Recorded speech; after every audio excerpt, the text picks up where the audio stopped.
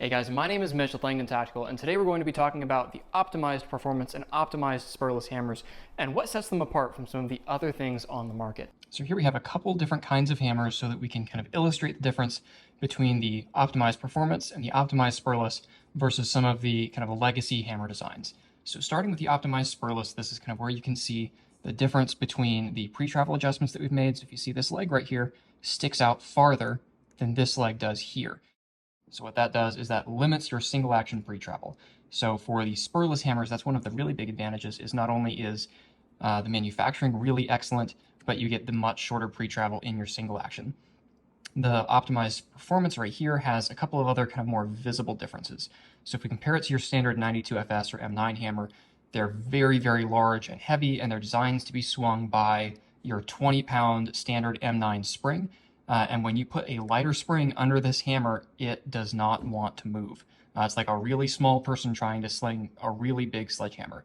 So what we've seen is, say you have a D spring with one of these hammers, your firing pin indent is going to be totally fine, but your lock time is going to be slow, and your firing pin indent is not going to be as good as it could be.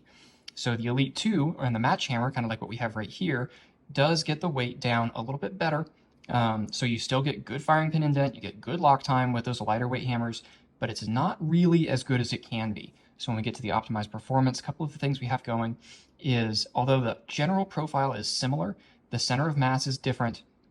We have this ridge running through the middle, kind of like you might have seen on the PX4 hammers, and all of these features combined give us an improvement in lock time over the Elite 2 in the match, and especially over your standard M9 hammer. And you still are able to get better firing pin indent. So what we're seeing with this hammer versus the Elite 2 is roughly the equivalent of about a ½ pound extra of hammer spring weight. What we're seeing over this hammer is about 3 pounds extra. So if you have, say, an M9A3 or an M9A4 that has one of these hammers and a D spring, then you're getting the same amount of firing pin indent as you can get with an optimized performance or an optimized spurless with a 13-pound spring.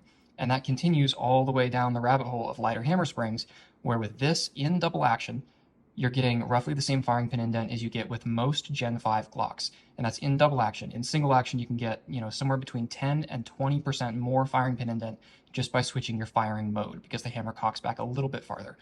So like I've said, we have really, really high quality manufacturing. We have optimized mass distribution, some good single action sear geometry. We have reduced pre-travel. All of that together is what makes the optimized spurless and the optimized performance special.